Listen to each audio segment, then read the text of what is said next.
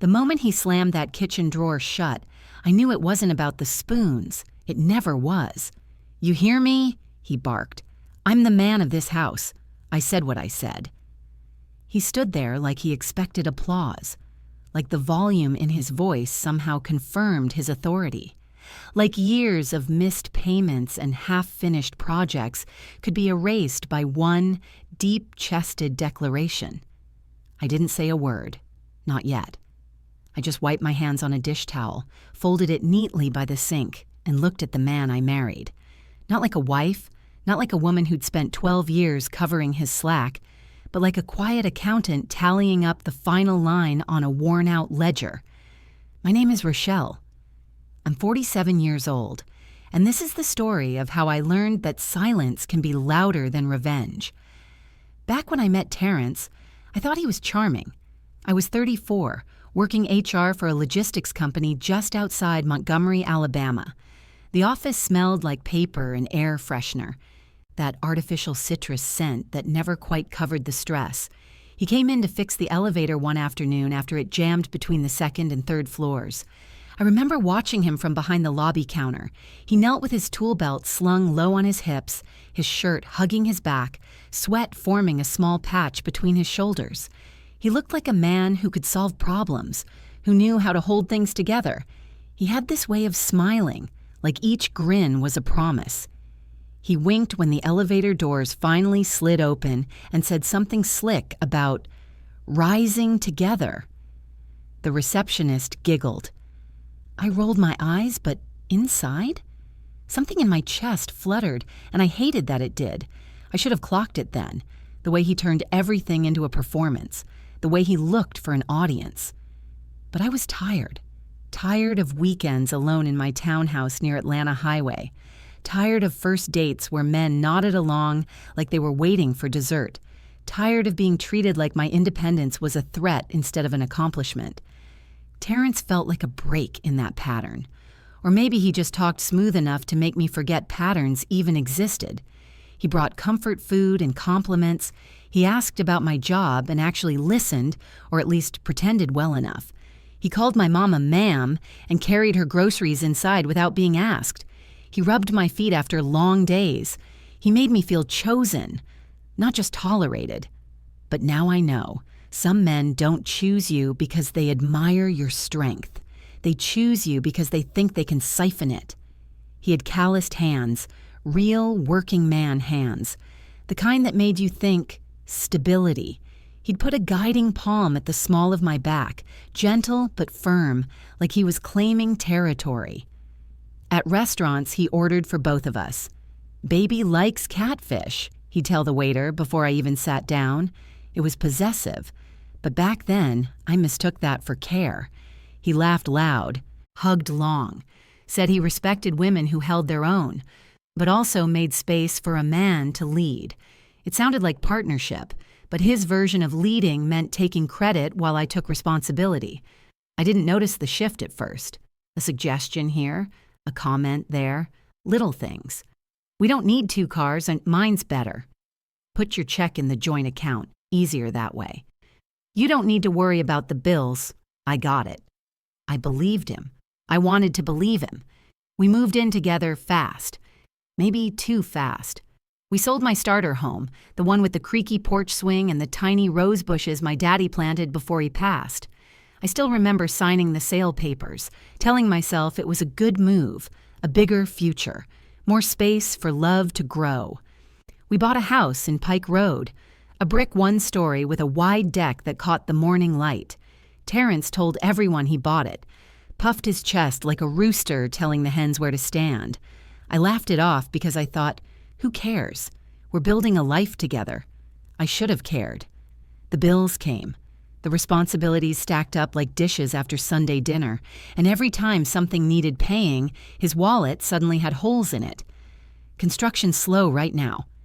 That side job fell through. My cousin needed a loan. Baby, trust me. Trust. The most expensive word in my vocabulary. I paid the mortgage every month, online from my account. I paid the water bill when the city slapped a red tag on our door. I paid off credit card charges he swore were investments. He said the motorcycle he bought would flip quick. It's still sitting in the garage, gathering dust like a monument to wasted money. He bragged about vacations I funded. He complained about taxes he never paid. He slept in the bed I bought, under the roof I maintained, and still strutted like this was his kingdom. The first time he called himself man of the house, he was holding a beer, leaning against the washer while I folded his work shirts. He said he wanted a motorcycle. I said the refund needed to go to the roof repair. He smirked and said, "You always think you know better." He laughed after, like it was a joke. But the laugh didn't reach his eyes. That was when the seed was planted. At family events, he'd make jokes about how I like to act like the boss. Everyone laughed because that's what people do when insecurity puts on a smile. And I smiled too, because I thought it wasn't worth a fight. I convinced myself the comments were harmless, but each one chipped at me. Tiny cracks spreading beneath the surface. Then came that kitchen drawer. It wasn't the first slam, but it was the loudest. The drawer rattled like the house itself flinched. I stood there, staring at the metal utensils inside, ordinary spoons trembling from the force of his ego. It wasn't about the checkbook. It wasn't about the invoice. It wasn't even about the drawer. It was about control, and he was losing his grip on it. Something inside me, something quiet and long-suffering, finally stood up. I didn't storm out. I didn't yell. I didn't match his anger with mine. I just looked at him the way a chess player looks at a king boxed into a corner. Check. I finished the dishes. The water was warm on my hands, grounding me. The air felt different, heavier, like the house was holding its breath, waiting. I whispered, "Not anymore." It was soft, barely sound, more a decision than a sentence. He didn't hear it, but I did, and that was enough. The next morning, I woke up before the sun. The sky outside was still bruised with night. I moved slow, calculated, like someone packing a parachute. I brewed coffee and poured it in his favorite mug, the one that said, Brr 1. Husband, even though I never bought it. He won it at a work picnic, I think. The irony wasn't lost on me. I fed Duke, our pit mix, scratching behind his ear the way he liked. He pressed into my palm like he knew something was changing. I looked at Terrence sleeping, sprawled across the bed, one arm thrown over his head, breathing loud like the whole world owed him air. I leaned down, kissed his forehead, and smiled when he didn't stir. Then I grabbed my purse and left. The bank lobby was quiet. Fresh floor wax smell mixed with the soft whir of printers. The teller, Miss Angie, greeted me like she always did. "Good morning, Miss Rochelle. How you doing today?" I answered with a smile I practiced in the car. I asked her for the documents. My voice was steady, my hands still. But inside my heart was pacing, tapping on my ribs like it wanted out. She printed everything, crisp papers fresh from the machine, a tidy stack of truth. But the truth doesn't care if you're ready. There it was. His name. Only his name. Where mine used to live. The clerk's stamp dated 18 months ago. A quitclaim form I'd never seen. My signature, nowhere. I stared at that paper so long the numbers blurred. My breath stayed stuck in my chest, stubborn as grief. But I didn't break. I folded the truth like a map and put it in my bag. I walked to my car. The air outside was thicker than when I arrived. The sun had climbed higher, bold, unforgiving. I sat with my hands on the steering wheel, tracing the grooves with my thumb. 10 minutes passed, maybe 15. The world kept moving, even as mine tilted. I thought about every bill I'd paid, every sacrifice I made. Every night I stayed up late worrying while he slept easy. I thought about my daddy, how he worked 2 jobs so I'd have a house one day, how I promised him I'd protect what he built. And here I was, letting a man take it. No. I pulled out my phone, called Kendra. She didn't pick up on the first ring. She was in court probably. But she called back quick with that voice of hers that always sounds like a gavel about to drop. "You good?" she asked. "No," I said, "but I will be." We scheduled lunch. That night, I cooked dinner slow, let the catfish fry till the edges curled golden, stirred macaroni until it was creamy just like he liked. I even made cornbread, sweet with honey butter melting inside each square. He walked in smiling, humming some song he half remembered. Told me he might need to borrow my car next week. I nodded, handed him a full plate, and kissed his cheek. He thought he'd won. He thought he'd made his point. He thought that drawer slam meant something. And he was right. But not the way he imagined. He didn't know I'd already begun the audit of our life. Didn't know I was gathering everything. Didn't know that every quiet minute was a move on the board. People underestimate silence. They think it's surrender.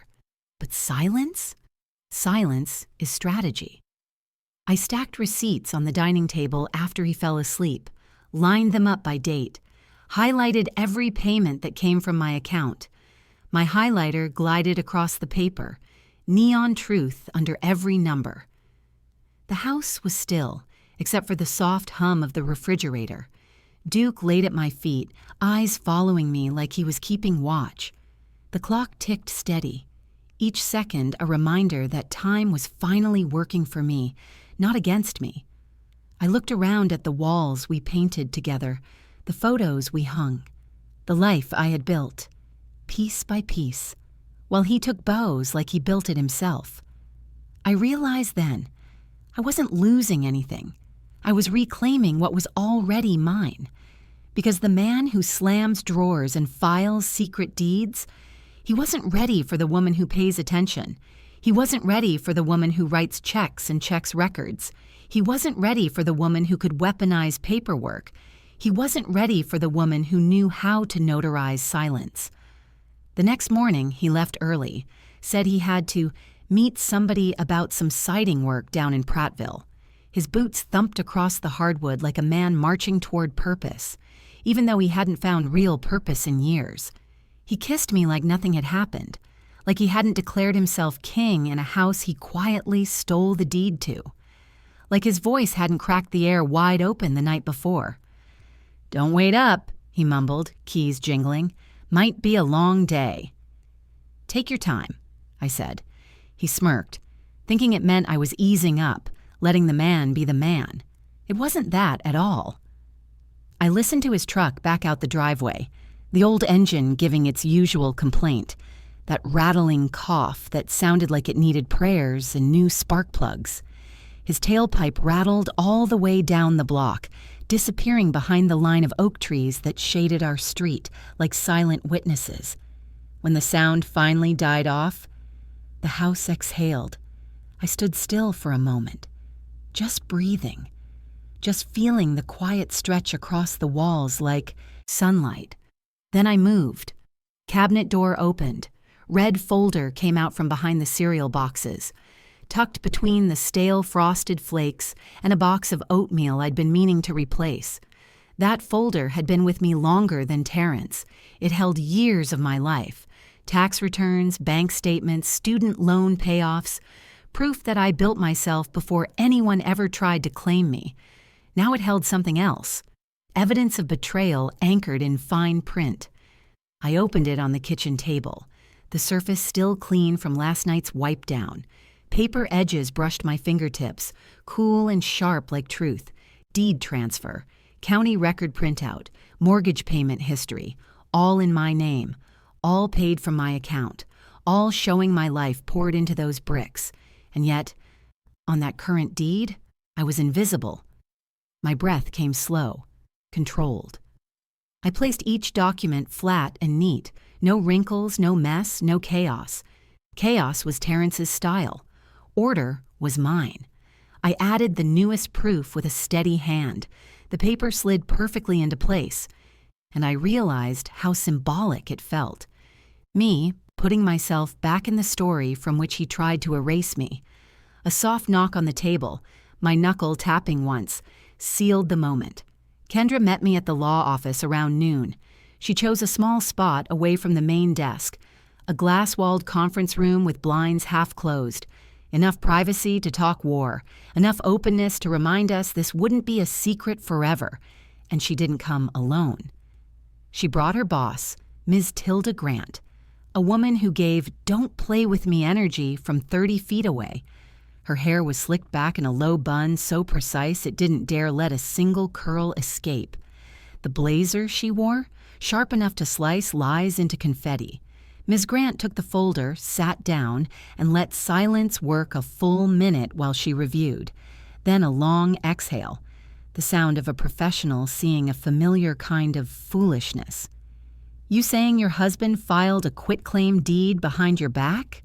she asked. I nodded, voice tucked inside my ribs for safekeeping. She tapped her pen twice, a judge's gavel in miniature. "That's illegal, yeah, if your name was removed without full consent," she said. "Fraud. Plain and simple." Her certainty was the first relief I'd felt in days. Kendra took over then, scooting her chair closer. "We can file a reversal, petition to void it and reinstate your name. And if you've got proof he forged anything—" "Oh, I do," I said. I reached into my purse and pulled out the quiet weapon I'd been building for years without realizing it, my journal. Every line of ink suddenly mattered, every date I paid, every deposit I made, every overdraft I covered because he forgot, every receipt I stapled beneath the word responsibility, even that winter night when the mortgage bounced, when I stood at the kitchen sink crying silent tears because he'd transferred money to help. A cousin I'd never met. I wrote that down, circled his lie in red. Ms. Grant flipped through page after page, then looked up with something I didn't expect: respect, the kind earned through endurance. "You want to fight this clean?" she asked.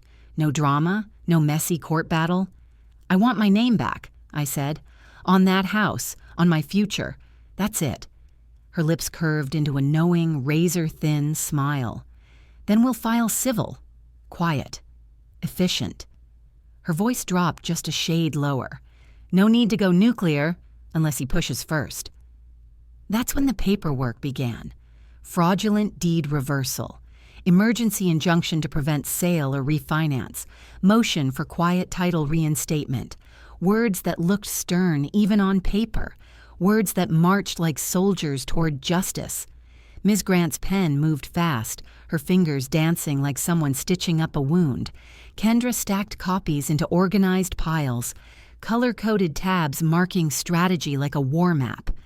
2 other women that year alone, that's what she said. One in Birmingham, one in Huntsville. Same story, different husband. Men mistaking control for ownership. Men confusing love with power. Men who didn't know that the foundation they stood on was built by someone else's labor. By Friday, we had a court date.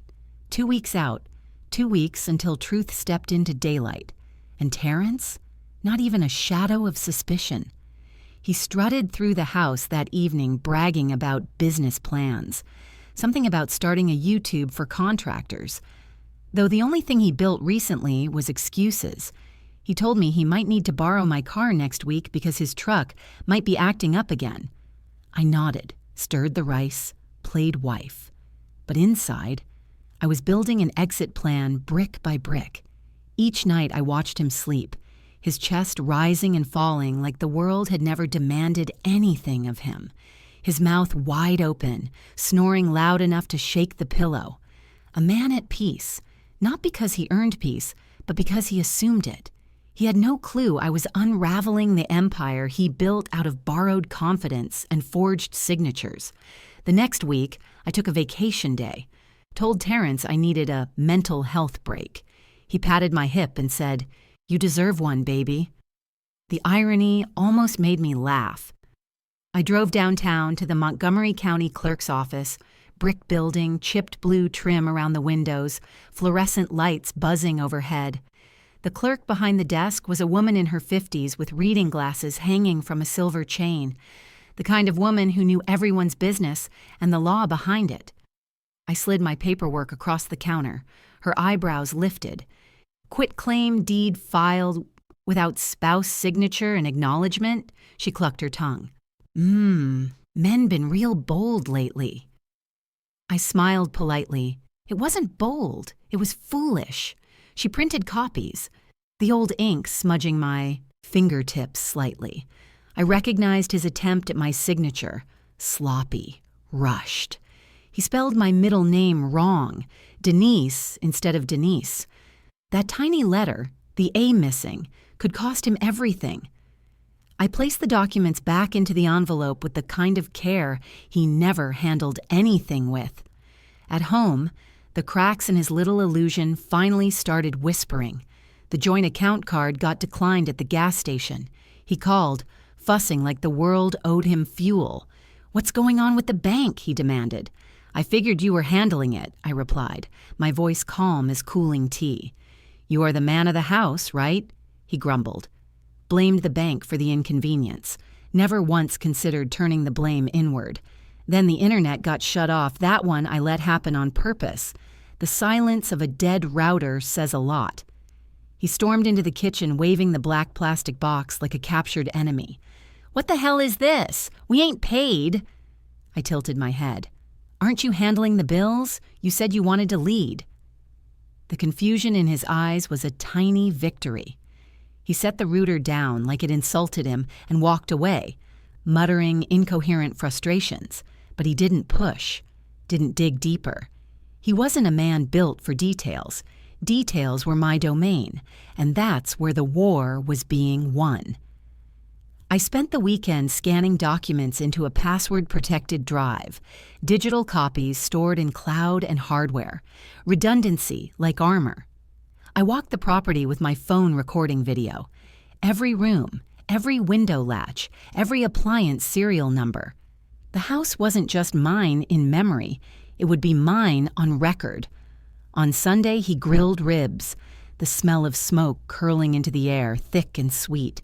He laughed with his cousins, slapping backs like a man unbothered by reality. "I'm thinking about selling this place," he told them, flipping a rib. "Might get something out near Birmingham, bigger garage." "Oh?" I said, sipping my iced tea slow. "That'd be tough, considering your name's about to come off that deed." He didn't catch it, joking tone and all. Or maybe he heard it and pushed it aside, because denial was more comfortable than truth in his world. But the house caught it. The walls listened. The floor creaked under his feet like it was choosing sides. By the end of that week, my arsenal was complete. Certified letters from the bank, recorded video of him admitting he filed it himself. The original deed with both our names, 12 years of mortgage payments with my signature stamped on every line facts. Receipts, proof stacked high like a fortress. The night before court, he sat on the couch with a big glass of sweet tea, cheering at a football game like the universe didn't have papers ready to snatch his world from beneath him. He leaned closer, his voice suddenly syrupy. "I don't know what I'd do without you, Shell. You really hold this thing together." I looked at him. Really looked. At the man who thought ownership meant dominance. At the man who took what wasn't his and called it leadership. At the man who mistook my silence for surrender. I nodded once. "Good to know," I whispered.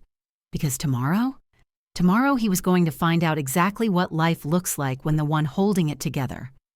Let's go. Court was scheduled for 9 a.m. on a Tuesday, warm already, even for Alabama spring.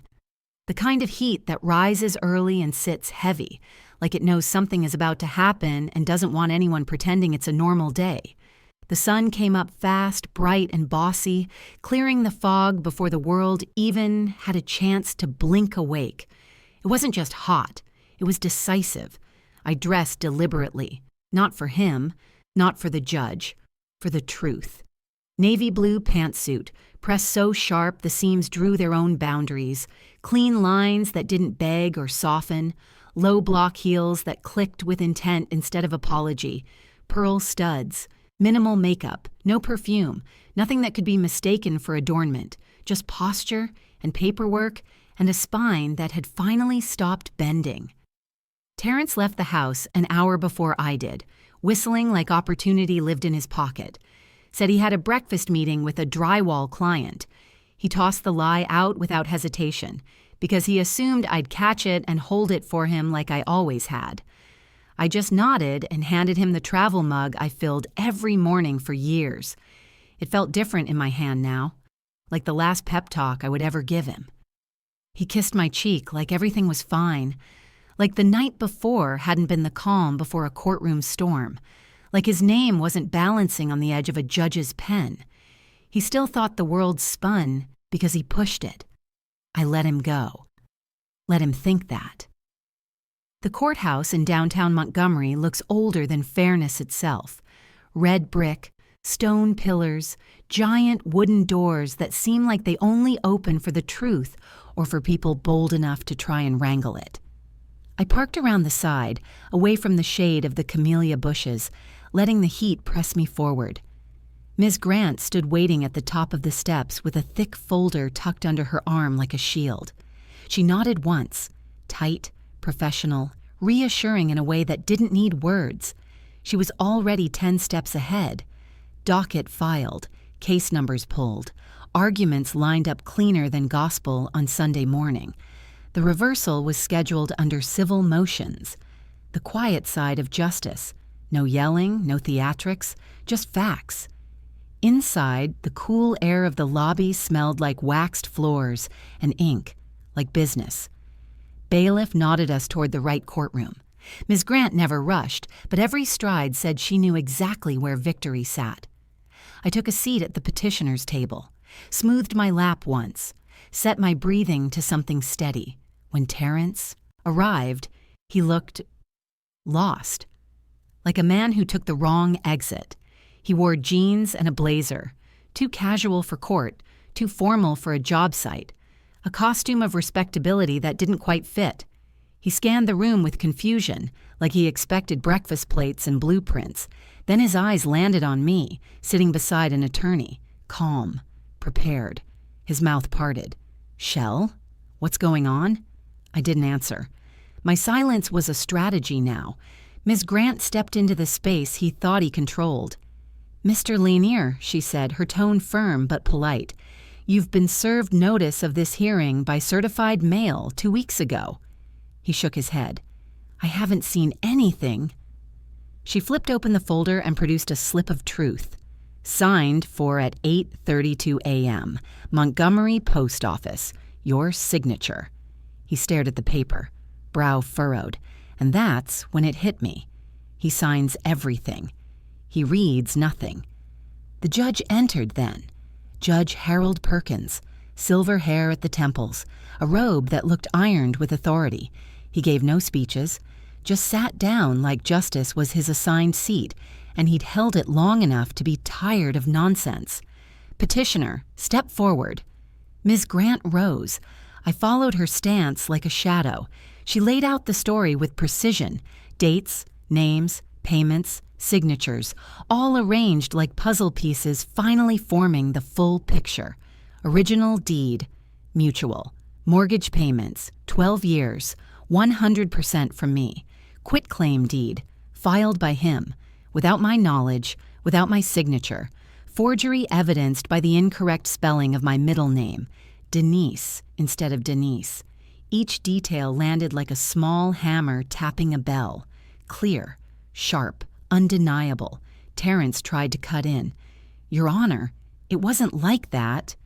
Judge Perkins didn't even look at him, just raised one hand, a signal that shut my husband up faster than I ever could. "You'll get your turn, sir." And when Terrence did get his turn, his voice wasn't steady anymore. It wobbled. I didn't mean anything by it. I thought it was a tax thing. Someone told me it'd simplify the deed. Who told you?" The judge's voice was a scalpel. Terrence blinked. A pause. Too long. I can't remember his name." Judge Perkins leaned back slightly, his expression flat and unimpressed. "You filed legal documents affecting property ownership and can't recall who advised you?" The silence that followed wasn't empty. It was judgment. The judge turned to me. "Mrs. Lanier, what relief are you requesting?" My throat could have locked, but it didn't. My voice found daylight. I want my name restored to the deed. I want the fraudulent claim voided. And I want the court to recognize that I have been solely responsible for the mortgage for 12 years. The judge considered me, eyes softening just a fraction. And are you seeking eviction or damages at this time? I shook my head. No, Your Honor, just correction. And peace. That word, peace, tasted like strength. His pen moved across the order with authority, a signature sealing a chapter. Petition granted. Just like that. Justice didn't shout, it stated. Fraudulent deed, void. Joint title, reversed. Sole ownership, granted. To me. Rochelle Denise Lanier, my full name. Letters in their correct places. Identity restored in ink. Terrence stood stunned, mouth half open, eyes blinking like the room was suddenly underwater. He followed me into the hallway, footsteps scrambling behind mine. Shell! What the hell just happened? I turned slowly. What happened is, you tried to own something you didn't build, and now the paperwork matches the truth. He scoffed. A soft, scared sound. Come on now, Shell. It ain't that serious. We can fix this. We're married. I leaned in, my voice quiet but carved from steel. We were married. Now we're roommates, and in 30 days you won't even be that. He swallowed hard. His hands opened, then closed. A man who wanted to protest but couldn't find a single fact to stand on. I walked away. He didn't follow. At home, I made one phone call. A locksmith showed up by 4 p.m. Legal notice printed and ready, 30 days to vacate, signed by me. Delivered by courier to keep emotions out of the transaction. No fights, no raised voices. Just the organizational skills he always underestimated. Terrence first tried nice, buying groceries, cleaning the kitchen, poorly but with effort. He even lit candles before I got home one night. I thanked him, then walked right past the attempt. Then he tried guilt. You really gone do me like this after all these years? Yes. Straight answers. No explanations. Then charm. That deep voice. That grin. Both bounced off me like rubber bullets. He slept in the guest room. His choice at first. Then mine by instruction. His side of the house got smaller every day. On April 18th, he stood in the living room holding a duffel bag packed like a man planning to leave before the door hit him in shame. I'm going to stay with my cousin for a while, he muttered. He didn't ask if I'd changed my mind. He didn't say goodbye. He just left. The door shut. Not slammed. Shut. A quiet punctuation mark at the end of a false chapter, and the house sighed, the walls unclenched, the air lifted its shoulders and rolled them back with relief. Silence returned. Not the tense kind, not the kind waiting for footsteps. A clean silence. A gentle breathing silence that sounded like healing. I cooked for one that night. Salmon, roasted carrots, rice fluffy enough to melt. Ate at the table with both elbows up because nobody was there to comment. I took a long bath, water hot enough to soften the weeks off my bones. Then I put on old Tony Braxton, loud enough that the windows hummed along. Barefoot, I walked through the living room. No shouting, no argument, no slammed drawers behind me, just the smell of lemon pine sol and possibility. There, in the center of that quiet, something inside me let go, not of the house, of the version of me who tolerated being erased. The home wasn't mine again because a judge said so. It was mine again. Because I could finally feel myself in every room. May came soft that year, breezy, slow, tender, like a hand on your back saying, "You made it." The kind of softness I hadn't felt in a long time. The kind that sneaks up on you after years of bracing for impact. The dogwoods bloomed heavy near the mailbox, petals like pale confetti celebrating the quiet. Birds nested under the gutter near the porch, chirping confidently at dawn, as if the world outside finally recognized a shift happening inside. The sunlight that slipped through the blinds each morning didn't feel harsh anymore. It didn't feel like a spotlight catching me in a lie, pretending to be okay. It felt like warmth I earned, peace I fought for, a reward, not a coincidence. Terrence never came back for his things. A text buzzed through one afternoon. "Let me know when I can swing by to get my tools." Tools, plural, possessive, like he built something. I stared at that message a long moment, thumb hovering over the keyboard, then locked my phone and slid it face down on the table, because the truth was, they weren't his tools. Every power drill, circular saw, shiny red toolbox, paid for with my bonus check. The bonus I earned the year I managed an audit with 2 employees out on medical leave. The bonus he celebrated like he got promoted. "I'm going to build something big with these," he said back then. "You'll see." All they ever built was dust. So when Ms. Grant told me anything left after the 30-day vacate window was legally mine to do with as I pleased, I chose release. I called a local church program that helps young men starting their first trade jobs, ones who actually want the work. 2 volunteers came in a faded pickup, grateful for every ratchet and wrench. "This'll help somebody get a real start," one of them said, lifting a box into the truck bed. I nodded. Let it help somebody. Finally. The only thing I kept was the Sears shoebox. It wasn't full of valuables, just moments, ticket stubs, that Applebee's napkin where he scribbled, "Terrence plus Rochelle, see forever," in handwriting that leaned forward like it was rushing into a future neither of us understood. Receipts from date nights where I paid. Birthday cards where he signed his name big and filled the rest of the space with nothing. Scribbles of ideas he never turned into action. Memories flattened by paper and time. One evening, wearing my robe and argyle socks, hair pinned up with a bobby pin biting a little too tight, I stood staring at that shoebox. The dryer hummed down the hall, tumbling warm, towels like a heartbeat trying to stay steady. I could have put the box back, could have kept the nostalgia around like a backup plan. Instead, I carried it outside, set it in the center of the fire pit, struck a match.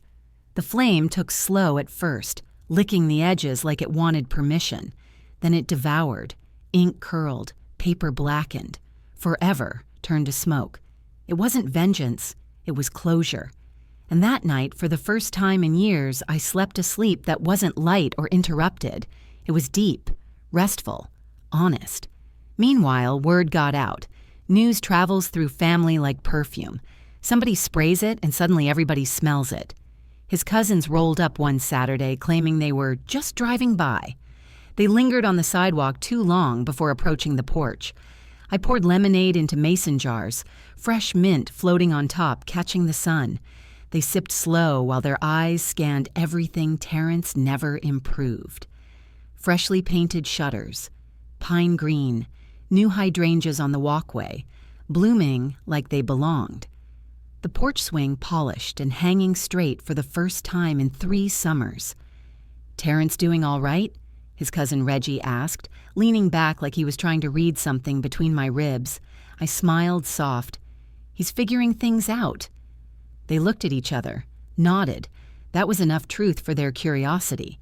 They finished their lemonade, complimented the yard, left without asking any more questions, because the silence was already speaking loudly enough. A week later, I received a letter from the bank. Thick envelope, embossed seal, my full name printed neat and respectful on the front. The loan had been fully restructured, under my name alone, lower interest rate, better terms, a clean future. I walked inside with that envelope pressed to my chest, like a certificate of survival. And then I did something I hadn't done in a long time. I danced, barefoot on hardwood, to Frankie, Beverly, and Maze. Before I let go, pouring from the speakers with bass like joy finally waking up. My hips remembered they had rhythm. My shoulders remembered they could drop the weight. My chest remembered how it felt to breathe without bracing. I passed the mirror above the fireplace and stopped. The woman looking back? Not the one who whispered requests under her breath. not the one who tiptoed around loud moods, not the one who called survival love. No, this woman stood tall, chin up, eyes bright, legs sturdy like roots, finally allowed to settle deep. A woman who had always been strong, but now knew it. Another envelope arrived soon after, plain white, unassuming. Important things don't always announce themselves. Inside, legal confirmation of quiet title reinstatement, stamped, sealed, irrevocable. My full name, sole owner. No footnotes, no asterisks, no man listed beside me like a qualification. It felt heavy in my hands, heavy because of everything it survived. I placed a single candle beside my wine glass, flame flickering like applause from the universe. I read every line twice, then 3 times, just because I could. Then I slid the document into a brand new red binder. Firm pages, crisp sleeves, a binder not burdened with proof of pain, but blessed with proof of power. The old binder, the thick one with years of receipts, overdrafts, and broken trust, had burned with the shoebox. This one? This one was for victories. I set it right in the center of the shelf, within reach, never again hidden behind cereal boxes. That should have been the end of the chapter. But life loves a good callback. Late afternoon, sun dipping low, tinting the edges of the air in gold. Someone knocked. Not frantic, not aggressive, just 3 steady taps.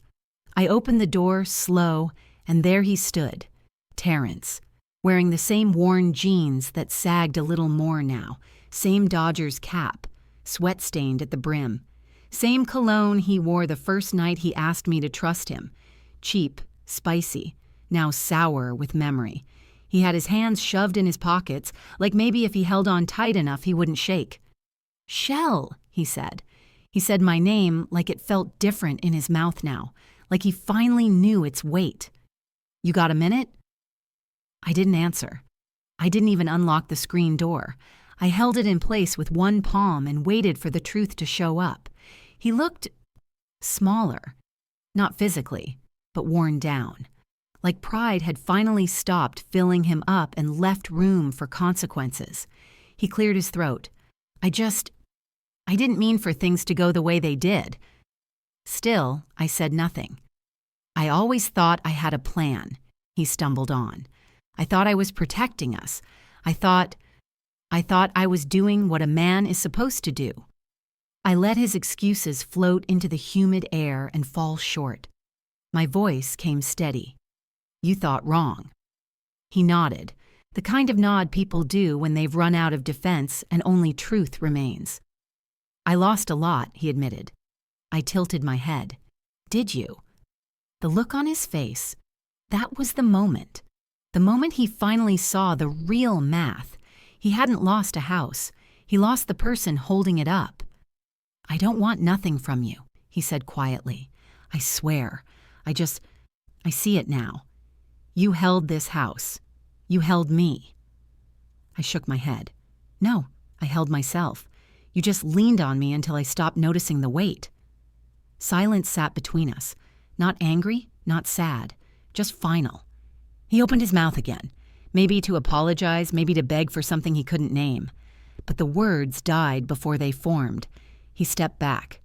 "All right," he said, voice barely above a breath. "I won't bother you again. Just take care of yourself." I nodded once, a small, respectful acknowledgement of the man he almost became. Then I closed the door. Not a slam, not a statement, just a quiet, ending to a long-lived chapter. Inside, I poured myself another glass of wine, the kind I used to ration because his paycheck was a prayer. Now I poured freely because my life no longer leaked through someone else's cracks. Later that night, I sat at my desk and updated my will, wrote my own name with certainty. Because now I had something worth protecting, not just a house, a home, a life that had finally returned to the right hands. Mine. The following Thanksgiving, the house smelled like sage, sweet potatoes, and quiet. The warm kind of quiet, Not the tense silence that waits for footsteps or drawers to slam, but the kind that fills the air with gratitude and breathes right along with you. It wrapped around the walls like a welcome home banner I didn't need to hang.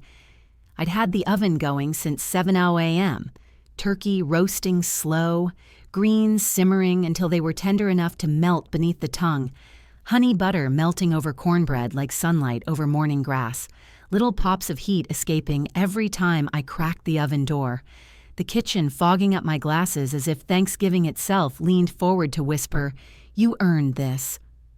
On the counter sat my mother's old cast iron skillet, the one she passed to me with the warning, "Don't let nobody ruin your season." Back then, I thought she meant literal seasoning. Now, I understood the double meaning. "Ain't no noise in here but happiness," Mama used to say. Today, she would have been proud. The gospel playlist played low.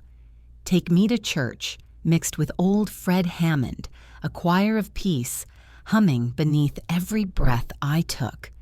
Duke, my old pit mix, laid stretched out on the rug, keeping guard over the sweet potato pies cooling by the window, tail thumping against the floor every time I walked by, like even he could feel the change.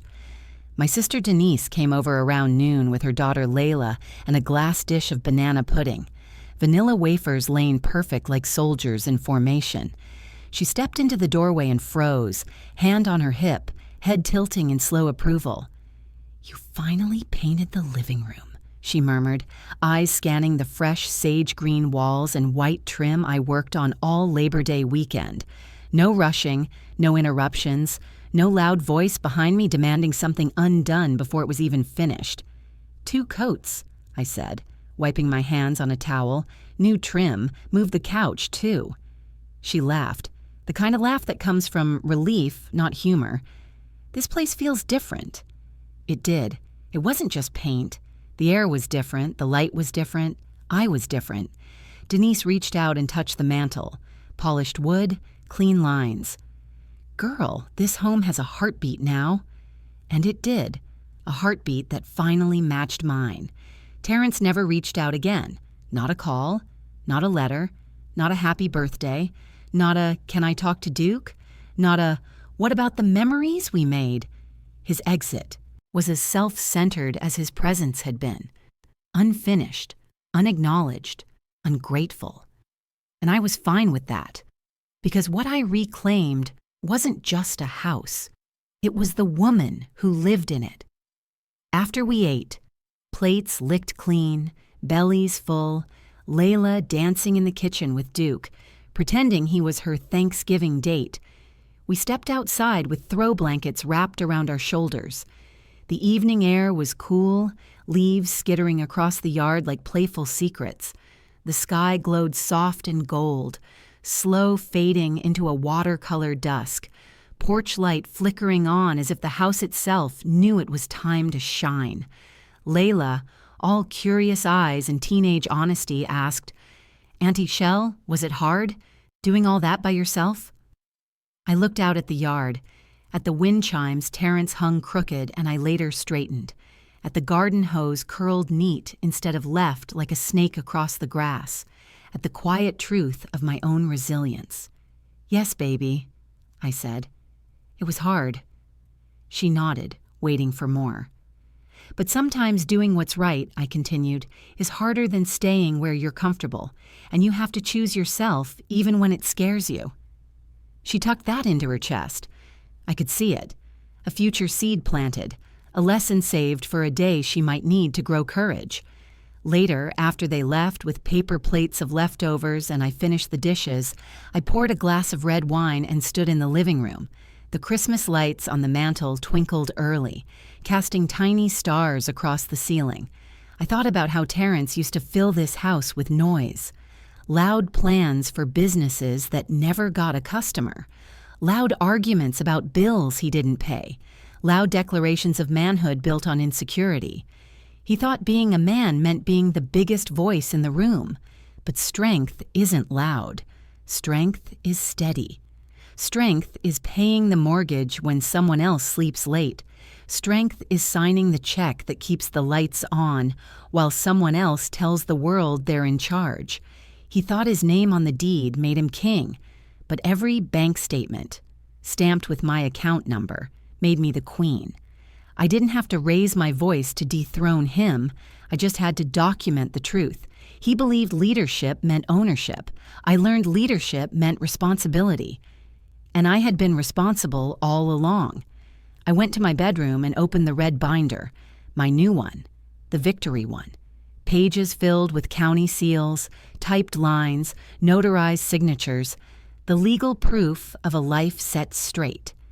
I flipped through slowly, like admiring a gallery of battles won. Deed restored, fraud reversed, ownership in my name, freedom in every line. At the final page, a single blank sheet waited, untouched, space for new chapters I would write on purpose, not by accident or survival. I touched that page with 2 fingers, gentle but certain, because this house would witness joy now, not endurance. My life would be designed now, not tolerated. I closed the binder and held it to my chest, feeling my heart beat strong beneath it. No fear, no compromise, no shrinking. Then I whispered to the room and to myself, I am home. And I meant it. If this story struck a chord, hit like, subscribe, and tell me what you think in the comments.